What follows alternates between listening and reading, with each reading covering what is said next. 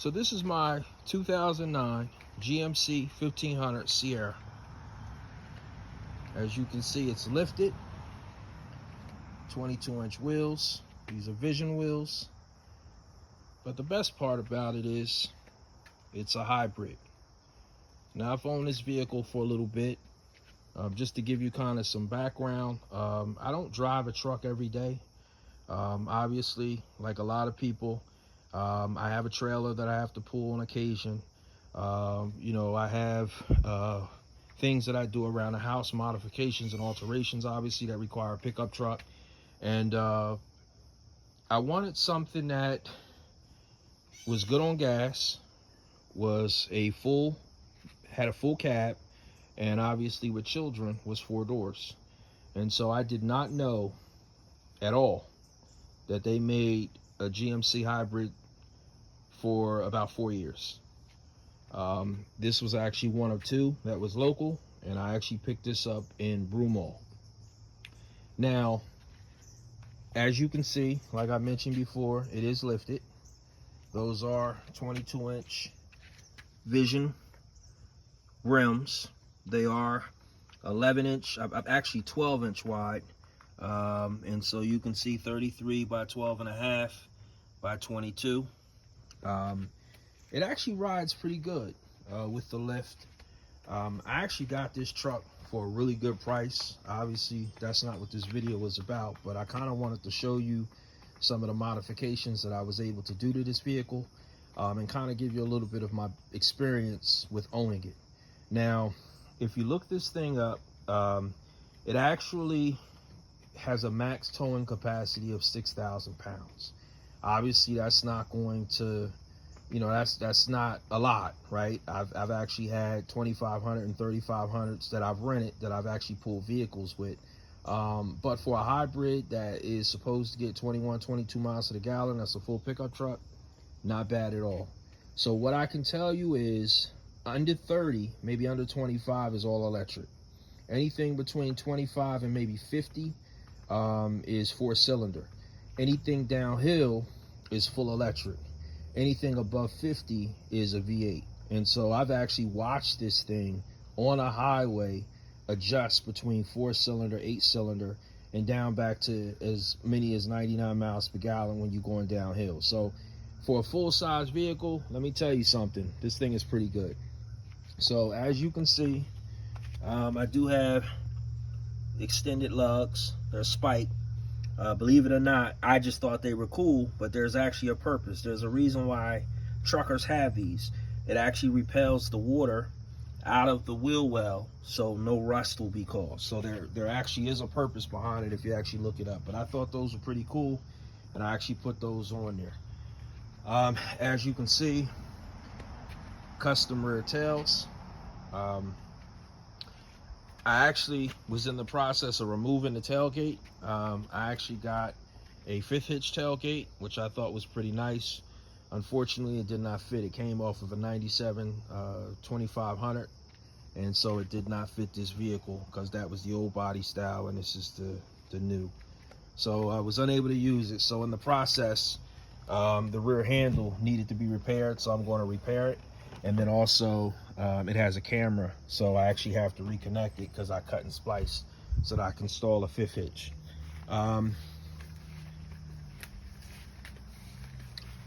As you can see, these are tow mirrors, and there's a story behind this. So the same guy that I bought the 5th hitch tail, or that's a vented tailgate from, sold me the mirrors, and they did not fit, and I was very disappointed. I wanted factory mirrors. These are actually aftermarket, but this is what I did find. Okay, so I actually bought these off of Facebook Marketplace.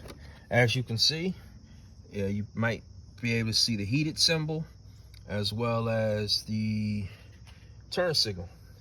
Well, the wiring is already integrated in these cars, so if you do decide to go with an aftermarket with heated or turn signal, the wiring's already there. So as soon as I connected it and turned it on, everything functioned as possible. So as you can see, I was actually going to take the leather interior out of a Denali, but I like the option of being able to tote around 6 people. So you can see this actually it comes in handy, especially when you have a family. You know, I have 2 kids in college, so you need all the space you can get. So this actually was added. I added that. It did come with an original unit, which was an Alpine, but it didn't sit flush. It actually extended out, and I hate when stuff does not fit like it's supposed to. I want stuff to resemble factory as best as possible.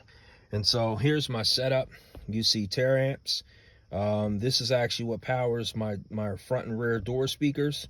That's a 500K Farad micro cap. Obviously this is a hybrid. I didn't need it, but I wanted it. And as you can see, you know, everything is buttoned up and tidy, and everything sits right below the seat. Okay, and that's how I like it. Now, the next thing that I just did, which some people may say something about, is a rear sub. Now, you might ask why this isn't under the seat. Well, if you've been paying attention, this is a hybrid. So, unfortunately, I don't have any space under the seat, because under the seat is your hybrid battery.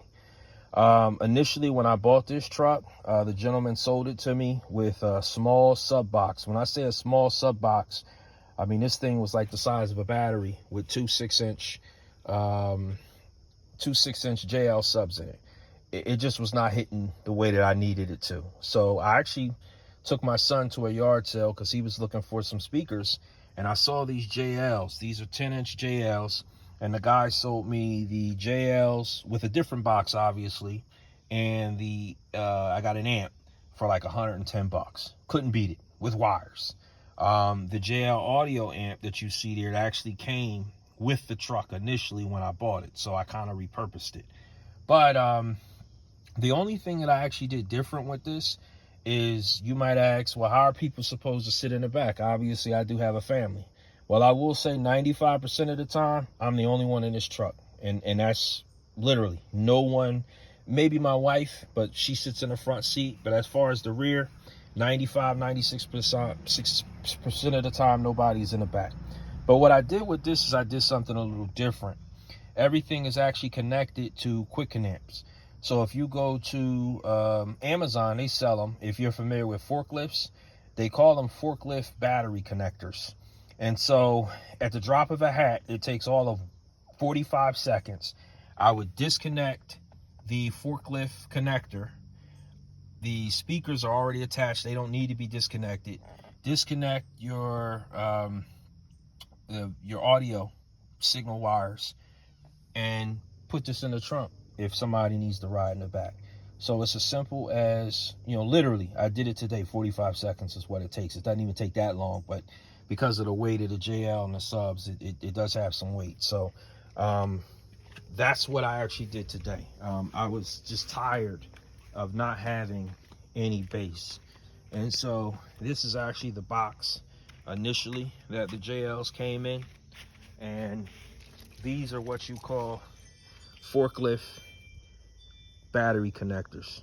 And so as you can see, they're high powered, up to 600 volts, and you essentially just disconnect them. Okay, these were actually repurposed from a job that I had years ago. My wife hates it, but I save everything, and I'm glad I did, because I didn't have to go online and buy these because I already had them. But this is what I use. And so essentially, like I said, all I would have to do is disconnect that. That's your battery and your ground. I don't have to worry about it sparking. And then put the amp and the speakers in the bed. And now I can ride with 6 people. So again, it wasn't a big deal. So this was actually, as you can see, these are aftermarket headlights. Everything does function on them. If you can see here, I like the Raptor concept. I'm a Ford guy. I always have Ford trucks, but this is my first GMC. Always wanted one, and so I just have to connect those lights. Eventually I will. This bar I actually got off of Amazon. It actually, I like how it looks. The reason why I installed it is because I actually have a hidden winch kit, which I'm actually going to add to this vehicle. As you can see there also, those are aftermarket fog lights, all came with the vehicle. And so I actually paid $8,000 for this truck, believe it or not. And that $8,000 came with this thing lifted. It came with the Vision wheels. It came with the stock wheels.